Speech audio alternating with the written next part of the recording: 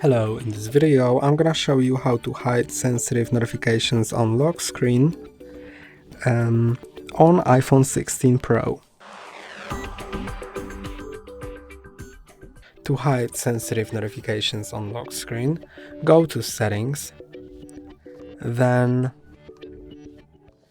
go to Notifications, Show Previews, and set it to when unlocked. Now, all of the notifications will still show the name of the app, but will not show the content of the notifications when the phone is locked, and when it's unlocked, it will still show the previews.